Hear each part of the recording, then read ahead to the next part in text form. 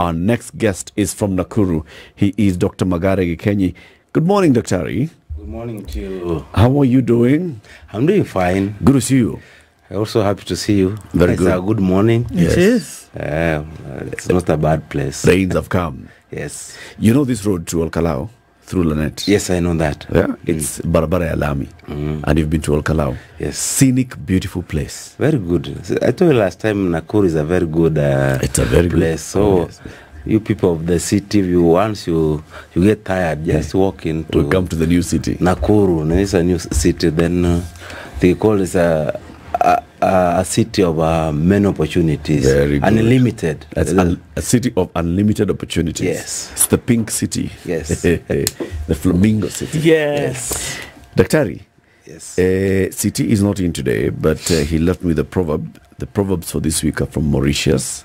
Listen to the proverb and you know the tradition. You give us your interpretation of the proverb. So today's proverb, when the head is too big, it cannot dodge blows. When the head is too big, it cannot dodge blows.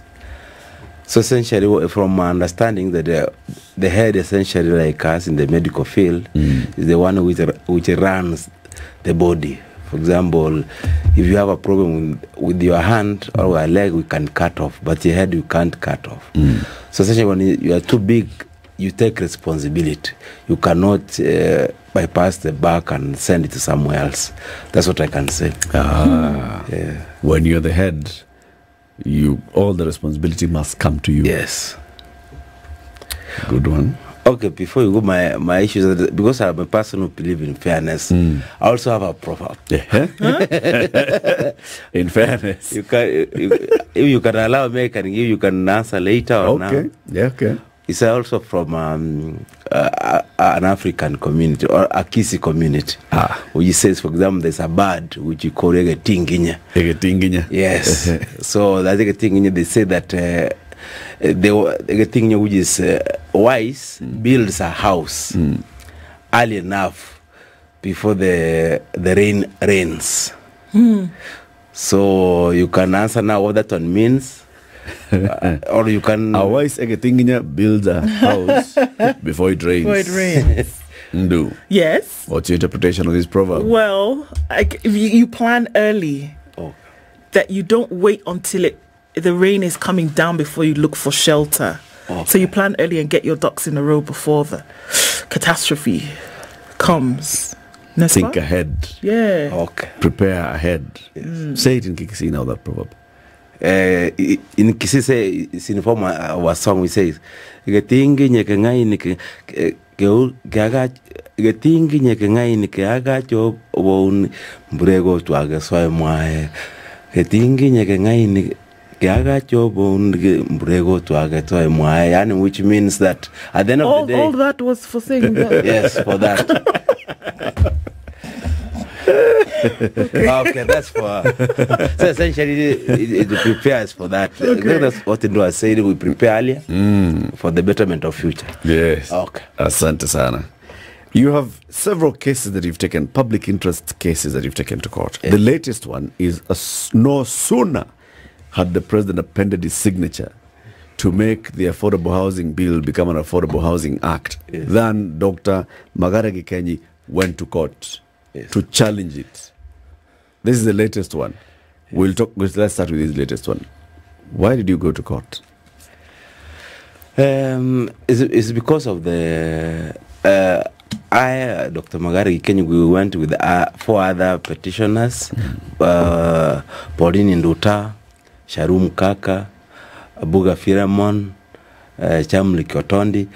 So all this, the 5 of us went to court mainly because of the act, which was, in our view, was not conducive to the Kenyans. Because when we go to court, we don't go for ourselves, or for the Kenyans. So that's the major reason that whatever the initial act, which was the initial housing levy, which was anchored on the Finance Act, according to the court, found that there was some couple of laws. So the government, in the process of trying to make it better, did not solve the initial problem. So the initial, in fact, the major problem is in terms of consumption of the idea. That's what I can say. The major flaw. The consumption is not that good. That's why we went to court, and then we challenged it. So what's wrong with the conception? What is it that the initial court order had said? Or the initial court finding? Essentially, among other issues, the court said that in the initial one, there was the issue of the discrimination. Then there was the issue of the structural framework, or the legal framework for what they call a housing levy. That's what I can say. In sum, those are the major issues. So the housing bill addressed the structural framework of the housing levy by creating the housing fund. Are you saying that it has not addressed the other issue? Yes. Now, by virtue that it was signed as an act, yes, I can say it hasn't. Among the major issues is what we call the use of the public land. Like if you realize, Eric, land, especially public land, is held on trust by what we call a commission called National Land Commission. When you say the land is held in trust, it means you are holding it for now and the future generations. When me and you will not be there. So like in this one, for example, you see very well, the act purports to use, in fact, they state that we give you free land. There is no land which is free in Kenya. All lands, if you realize, Kenya has one title which is called a mother title, which every one of us gets from that mother. Within that mother title, we have what you call a public land. Public land is supposed to be used for the public good, for us and the future generation. But in this framework, for example, if you see like in section 41 of the Act, it purports to use public land without any procedures. How, for example, how the said public land can be utilized, and then you build on public land, then you say on private property as a private property, you completely own it. So that essentially that's essentially allocation of land illegally. Because, for example, at the end of the day, once, for example, you check for a school, if you build a school on public land, that school would assist that society the entirety of the time. But in this aspect of the housing aspect, you build on public land, then you sell into the private property, private person or a corporation. So once you have sold, the owner of that property, you cannot return back to the public. It becomes absolute property of that person. So what's your contention, Dr. Yes. Is your contention, you started by saying that public land is held in trusts for use by the current and future generations. Do you conceptualize that to mean that public land should never be excisioned for anything else? That if we have these 5 acres, it is declared public land, we should never do anything with it because future generations will come and ask us, why did you do it? No, I'm not saying that. Public land can be legally be allocated and done anything with if the commission in charge of that one, called National Land Commission, is the one which holds land on trust for us. So there must be a procedure. But for example, what we are seeing from now, you find that the government is evicting the residents of this land. I mean, right now we have like land in Dwaraka, these estates, Nyayo and everything. Is evicting on hoping that it will rebuild new land. The difference between the few what used to happen now, those houses currently there are a public land, and the houses are for public. So, Eric, if for example you are the one who was living there, then whatever aspect you get greener pastures, you go somewhere else. Somebody else will come up in that house and live there and live here. Later on, if my friend also or her son or or something like that, later wants to a house, and that person, you can just move in. But the current one, once you own that land, that house, no one else, because you realize the sanctity of the title is that once it's been transferred to you cannot do it. But maybe the issue here, Dr. Is it following due legal process? That transfer from the public, just like you said, public land can be transferred through legal means. Is there anything in the Affordable Housing Act that you find contravening other established laws and statutes on the transfer of public land? Yes, I said there are many. Number one, if you look at the fourth schedule of the Constitution, the housing function is a function of the county government. You will also check at section Article 6.2. It says that the national and the county government are distinct. So it means that the work of the national government is to make policy on housing. Now the actual implementation of that housing aspect should be done by the county government. But at the same time, in addition to that, the government is telling us, Kenyans, for those who are employed and unemployed, that they will take your salary. Then we use that salary to build houses. But even after taking, we are not guaranteeing you that you will get a house. If you see the Constitution very well, Article 40, on the issue of property of land, or the aspect of right to property, your salary is your private property. When somebody forces you to or deducts that salary and then give that salary or use that salary to build a house for another person, that's essentially what I call the communist. If you realize, Kenya is what's the difference between that and I'm deducted, my salary is deducted, it's called pay as you want, call it whatever you want to call it. It's building a road in Nakuru and I'm not driving in Nakuru, it's you. But I'm saying the aspect is that my tax is paying for your house for your road in Nakuru and your street lights in Nakuru. You as Eric, you use indirectly or directly that road, but you don't own it. You don't own it. Yes, I don't exactly. I don't own it, and they use directly. For example, Eric, you told me you live in Kajiado. There are some goods, some mattress coming from Nakuru. You may not use physical that house, but by virtue of that road in Nakuru, it helped that mattress to come from Nakuru to Kajiado. So essentially, we can comfortably say you have used it. The same thing like this was called house fuel levy. Fuel levy. There is no Kenyan, whether young or old, who does not use fuel. There are others who use it directly through their vehicles. There are others who use it indirectly. That's what that one means is that if you are wherever you are living, you need some goods there.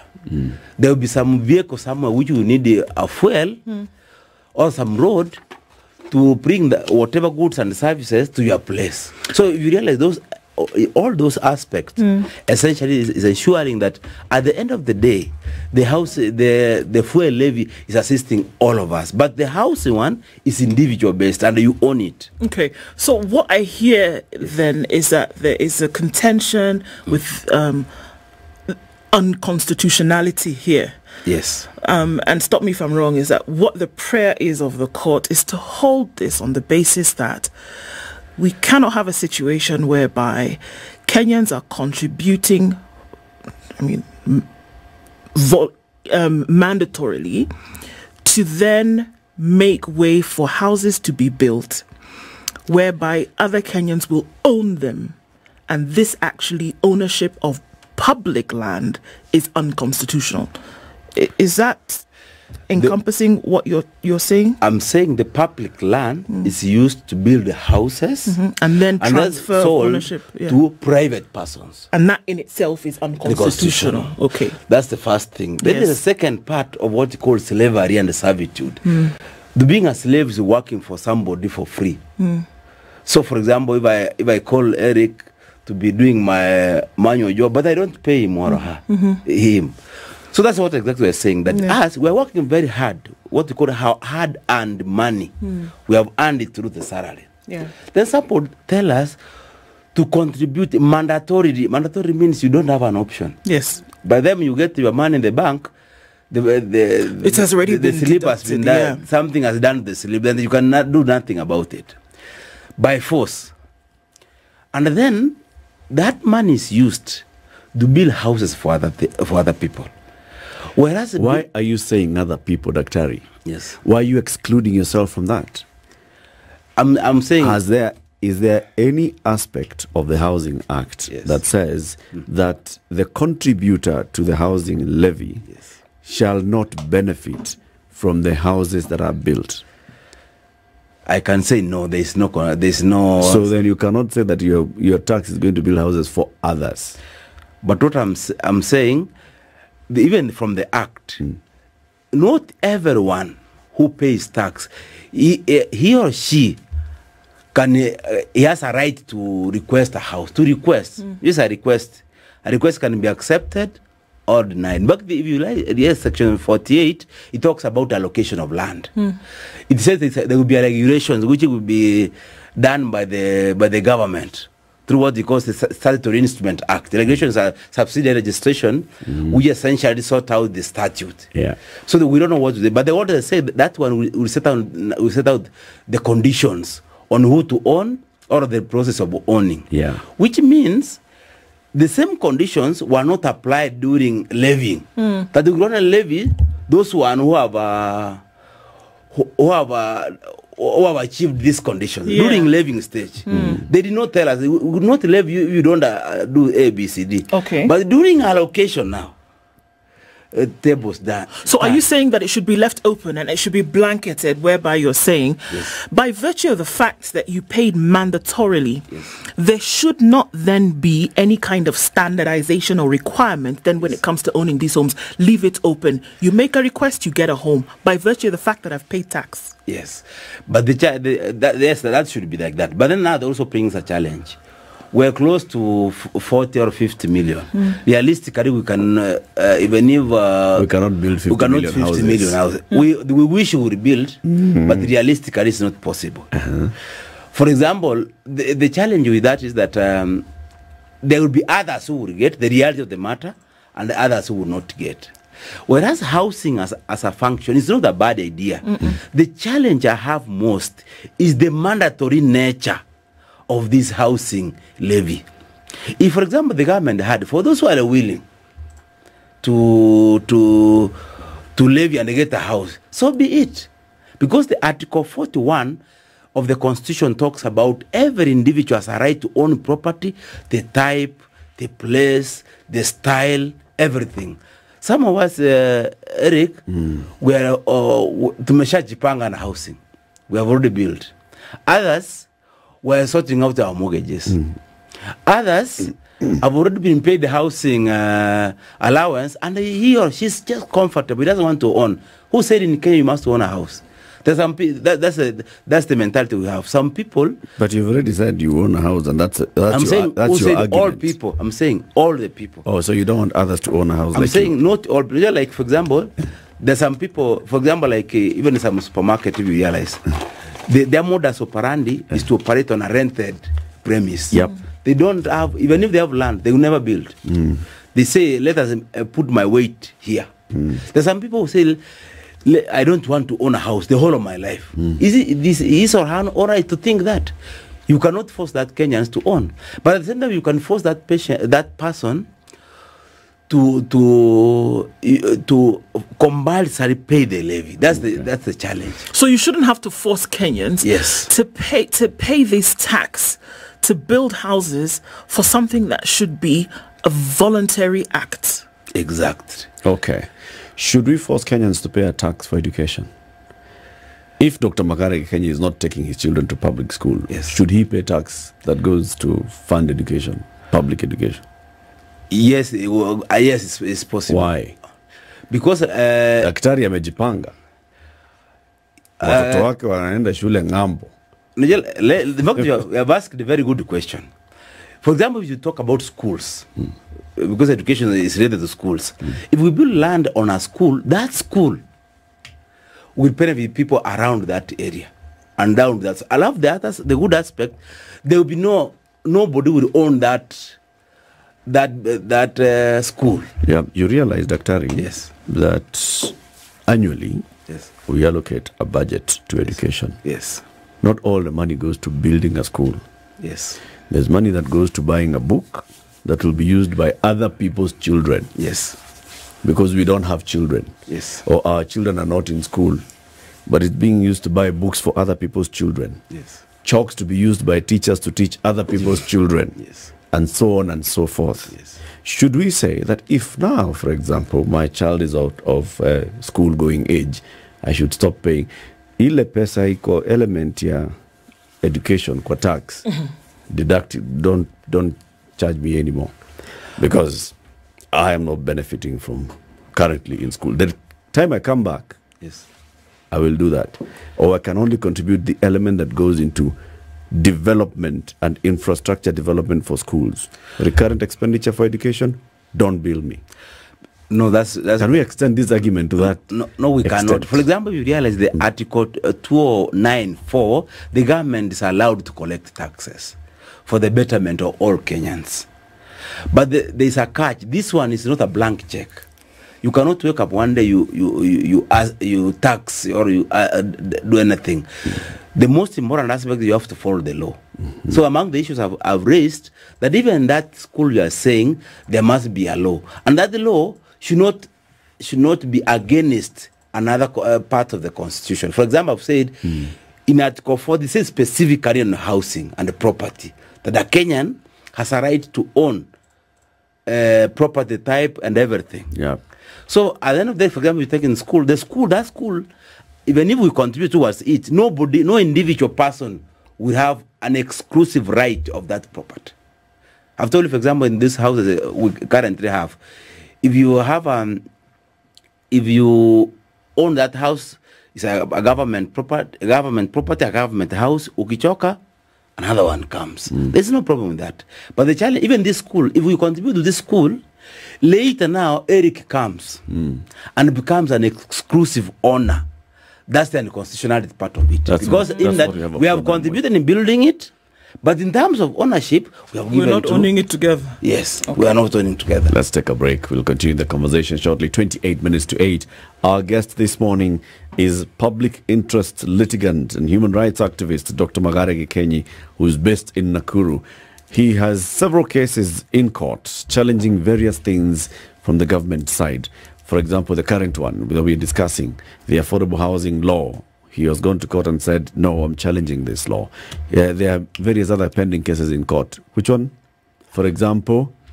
There's one dealing with the IDs, the churches of IDs. There's another one dealing with the e-citizen, where parents were forced to pay, including what they call convenience fee of 50 bob, which has no basis or backing of the law. So those are things we're saying, that if you have no backing, you make a policy or something of aspect without any backing of the law or any public participation, then we're saying it's unconstitutional, among others. Okay.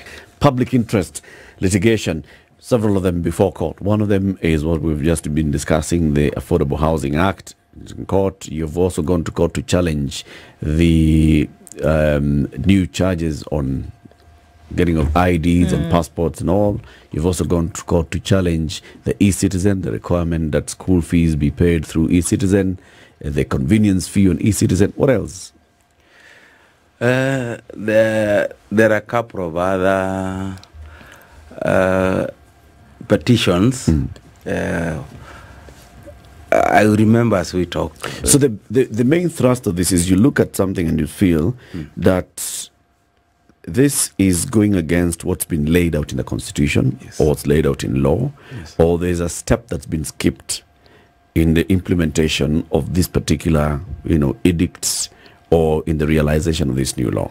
For example, in the affordable housing one, you're saying it's unconstitutional. It's unconstitutional because not everybody is going to benefit from this.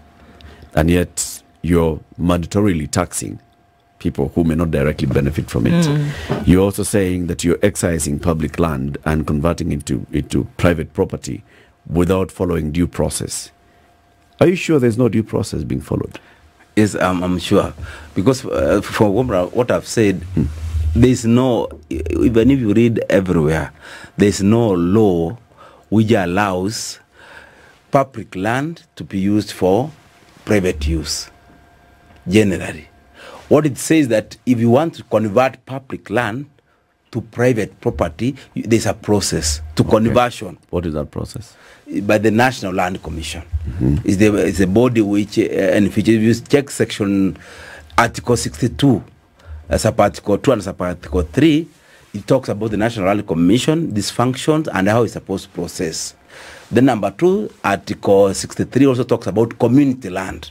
This also is on for the use of the community. But from what we're seeing, even those community lands also targeted as free land, in quotes. For those houses to be built, after being built, then the land is taken to for private property. You know, Eric and Ro, once a private land which was community, the house have been built and have given the private property, that the owner of that private property, there's nothing you can do about it. You cannot revert back. Let me ask unless there is what you call compulsory acquisition of the same. If the country wanted to create a new community, say like somewhere where there's huge tracts of ADC land, we want to put up a new city here. This new city is going to have, you know, government offices, it's going to have public amenities like schools and hospitals. It's also going to have residential areas. And these residential areas then shall be owned, and some shall be owned privately and all. Are you saying that this should not happen? It can happen. The most important part of it, you have to convert public land if you want to sell completely to the private person. Convert that public land to private property. Okay. Then that another, like for example, we are saying they build amenities, schools, that's public. So you don't even need to explain what happens with that. There's no, then the section whereby now you build those houses on public land and sell it to private person. Is it for public good? It's for public good. But we are saying that land is held on trust for the public. Public means kila mtu. For example, if I own land, for example, if I come to this place and I put a house, something there, a school for the whole area around here, there's no problem. But if I just build for my own public, private aspect, that's not the problem. For example, in addition, in fact, if you take Section 52 of the Act, it brings another idea that once you have been given this housing unit, you cannot sell it. For a duration of time. Whatever aspect. There is no justification under the Constitution.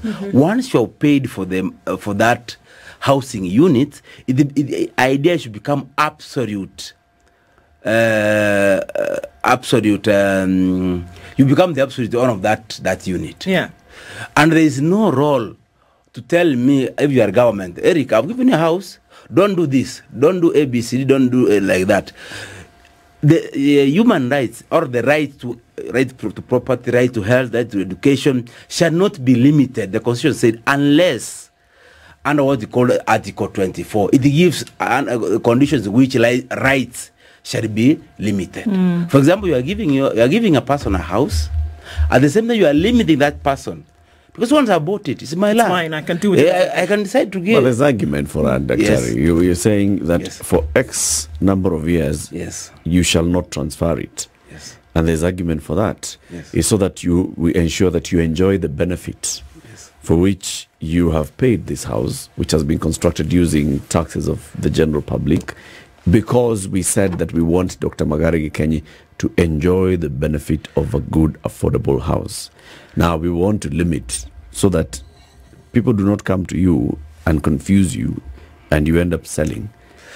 Eric, if for you, X number of years. It's not unlimited. The cap is there. I mean, that's even a 1 year. Yeah. Let's give for example. 1 year. That's why for one of the reasons. So you do not want even not 1 year. Yes. One of the reasons why, Eric, I tell you, for example, I know you have some idea about criminal law. For example, if a child of 2 years or 4 years makes a mistake under the criminal justice system, that child cannot be taken to court for that crime. Yep. Because it's assumed that child does not have capacity to think. He can think. There's some people, children who are even brighter than adults. Yep. But according to the law, he does not have capacity. Yeah. By virtue you have reached 18 years, the law presupposes that you have a capacity to think what's good for you and what's not good for you.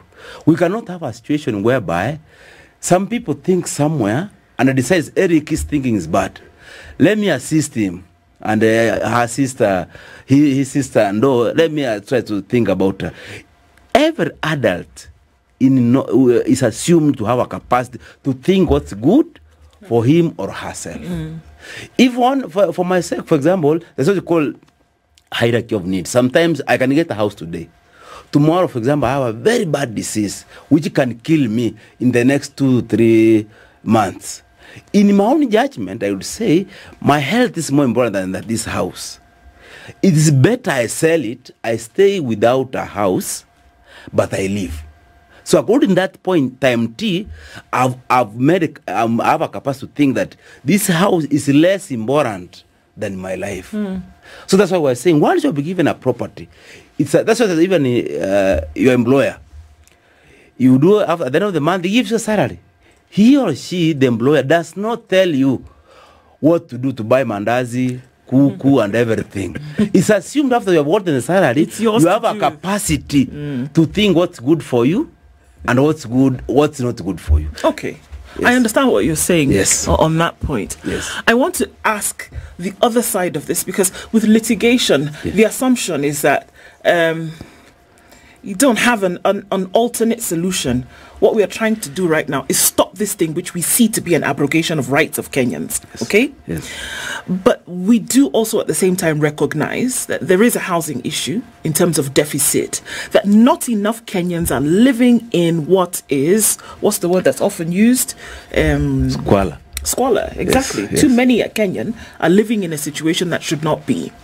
And that the government or the state feels a responsibility to be able to fill that gap and say, look, at the very least, let us provide housing that is respectful, that is affordable, and that, has people with a roof over their heads in one way or another. As we see these petitions being brought before the court, again, the assumption is that one wants to just stop what the government is doing. But can we imagine that one wants to propose a better option to government in terms of what needs to be done for this need that is clearly there? Okay. What I can say, number one, maybe let me correct you. We want to stop this Housing Act. Okay. The way it is. Okay. But there's no doubt, a normal human being, even Kenya, say that we need housing. It's the implementation way. For example, even the previous government, I'm sure you have seen some houses being built somewhere. There was nobody who was being forced to buy or to levy, to pay for the levies. Article 21 of the Constitution says the government is intended to fulfill those housing aspects. Those fundamental. It's supposed to promote and fulfill rights and fundamental freedoms. So by that statement, it does not mean you force people. For example, even in Article 40 says everybody has a right to health, higher standards of health. Everybody has a right to access higher standards of even education. But by virtue of having a higher standard, the same constitution does not say you force Kenyans to pay for the same. It says, for example, if it's education, make education accessible. For those who are willing, they can access the schools. So that, for example, you have education, you don't have to go there. If your health is good, you don't have to go to the hospital. But make hospitals available. So that's one of the solutions I've said. Number one, let the national government provide policy for the housing. It is not my words, it's the constitution. We say the national government should, this among other functions, just policy. I said policy is direction. Then the county government, pursuant to Article 6.2 and the 4th Schedule, paragraph 8D, it says the housing as a function is a function of the county government. We can say there are 47 governments. Let them, within themselves, implement the housing project. Among the things which we want to implement, among other things, the government can also do what you call legislation on taxation. In terms of even the cost of materials, they can give incentives. Even they can give incentives to even investors to come invest. We're using their land. Okay. And for those who are willing, the word is willing, to buy those units from those. Eric, I know you remember, this is not the first time people are building many gated houses and buying out. There's been in the real estate. This one is taking place every minute, every second. This is not something new. The only challenge with the new aspect on this aspect is that the government is now forcing us. That's the mandatory nature of it. And in any case, for example, my needs may not be yours. There's some, you can tell, for example, even right now, there's some people who are retiring the next 2 months. Those people must pay tax, this levy, before they go. Yeah. What happens with their money of the 2-3 months? Nobody cares for it. And I realize, for example, the people have different cultures. Some people do not even think of living like my grandmother, who is 101, living on the 50th floor in Embakasi. She will feel very comfortable living in Kisi Mokonga there, relaxing with his grandchildren. So if there this young lady to go and live in Muthaiga, the 19th floor, then I think you are not being fair to him or her. So sometimes I'm saying about the types on how we go about it. In addition, this housing levy, that's what they call public participation. The government purported to do some public participation. But they did not tell us what was the result. I've even wrote to them to tell me what did the Kenyans say. They did not. Sometimes the reason why we have public participation, the major reasons, is to find what do Kenyans want. Because, like for example, the government is given power through what they call delegated authority. All the sovereign power belongs to the people. These people then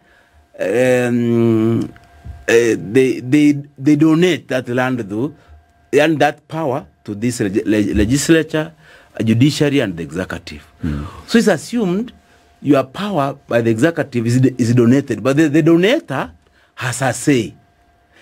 For example, in the last finance bill, 7 out of 9 Kenyans, 69% to be exact, through a poll which was done by TIFA, show that Kenyans don't want the housing. 7 out of 10. Then one wonders, if 7 out of 10 don't want, and the Kenyans are the donator of power, the donated one cannot force the donator to do what? To do what he doesn't want. To do. So those are the things I'm trying to put across. At the end of the day, let us try as much as possible, do what the Kenyans want. Okay. Yes, that's what I'm trying to put across. The law, as it is right now, Yes. went through several stages. Yes. There was a drafting, it was published, Yes. it was subjected through public participation in various forms. After it was published, it was accessible to everybody. Yes. Okay? There was debate in Parliament. Yes. And even beyond that, there has been a lot of debate on the issue of housing. So number one thing I've heard you say, and we're in agreement, is that we cannot argue on the need for housing, particularly Yes. urban housing. It's a crisis. Yes. And a solution needs to be found. Yes. We cannot argue on some of these provisions in the Bill of Rights. Yes. You have a right to absolute ownership of your property, but also you have a right to access housing. Good housing, good sanitation, good health. You have a right to an education. You have all these rights. And when you have rights, then there's a responsibility of the government to ensure that you are enjoying those rights. Yes. Those ones are not being argued on. Yes. When this law was going through these public debates, Yes. many people went and were engaging on the matter. Did you go to any of the public hearings as Dr. Magare Gikenyi? and raise your issue after going through the bill and say, I'd like you to explain to me, for example, the clauses on how you're raising this affordable housing levy, how you shall manage it, and how the houses shall be constructed, how the houses shall be accessible to all Kenyans, those who contribute and those who don't. Yes. What answers were you given? Normally, you write memorandum. Yes, I can say, yes, I did. You can do it as an organization, or you can do it as an individual. We did it through various, what you call CSOs. There are various organizations, what you call human rights groups, which we wrote, saying what we think and how we were about it. But Eric, I know you remember very well. They have said, this is in the public, they have said, mpende mspende. Others will always say that those who are against this one, they will burn in hell. Isn't that aspect? So some part of the government has what we call the super majority. Whatever you say ends there. But what they want is what they want to improve. But in fairness, yes, through this process of parliament, yes, several aspects of the original bill were amended. Yes. What ended up in the final act is not what was initially published. Yes. That means that there was some input that came in from somewhere. Yes, I agree. Who are being listened to. Yes. Was any of your inputs, did any of your inputs contribute to an amendment? No, none of them. Because if you realize the hallmark of this one, of this bill, if you can summarize, is the use of public land, given being the private property, and Kenyans being forced to pay the housing levy. Those are what I can say, the hallmark of your objection. Of the objection. For example, you can have a housing project where everybody contribute. Those who are willing, you can contribute. Those who don't, wameshajipanga, wanakaa nayo. More like that. Then there will be no problem. The challenge is that aspect whereby the mandatory nature of this levy, I can say the whole. Other things are small, what I can call small prints. The big prints is when you are salary, which is your private property. Not just your salary is a private property. In that you can do with it. Nobody else can tell you what to do with your salary. But taxes and levies are mandatory.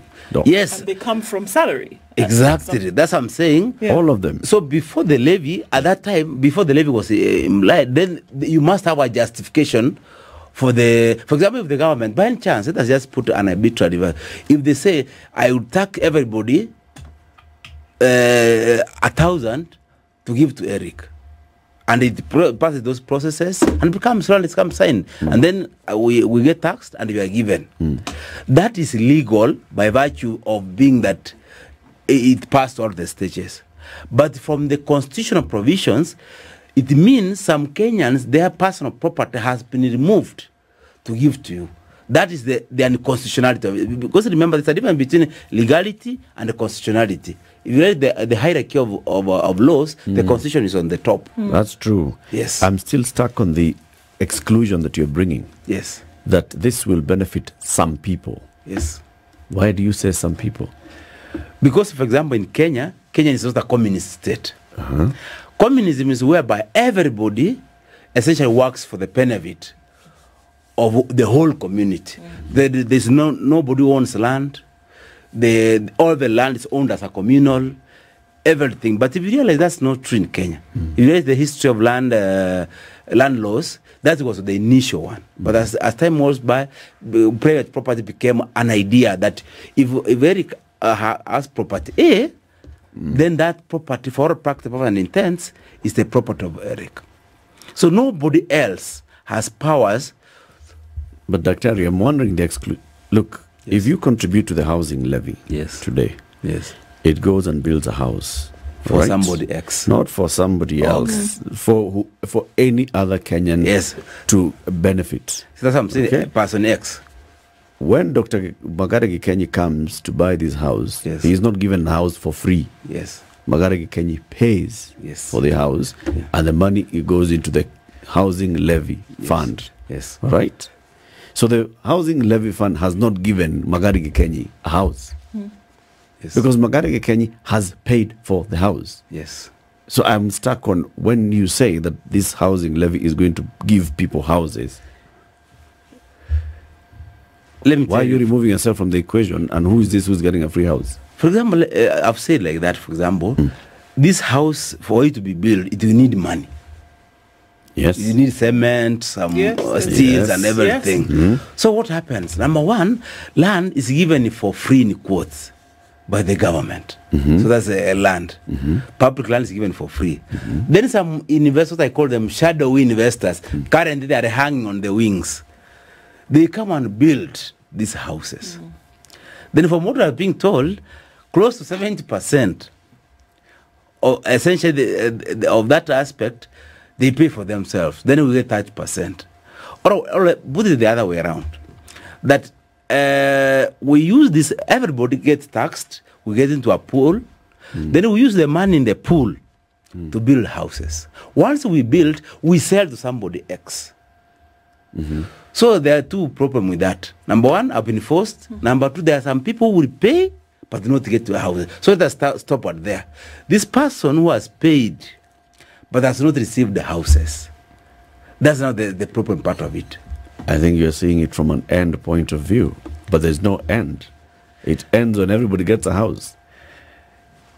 Okay, that's what you have said. But what I'm saying, There's no sunset clause in this particular law. But Daktari, Yes. we get your points, and thank you very much for joining us. Always a pleasure. Yes. Getting to understand the thinking behind somebody who is working so hard, tirelessly filing cases in the middle of the night after spending days in hospital. Good to have you here. okay, my parting shot, otherwise I'll say thanks a lot for inviting me. And the other aspect, I always say that let us work as a team. So that the housing is important, but at the end of the day, let it be voluntary, and public land, we protect it, and we protect everything and this act so that we ensure the future generation, for us and the future generation, there is what they call prosperity. At the end of the day, we will have a better society than we found it. Indeed. Indeed. This is the Situation Room, the only way to start your day.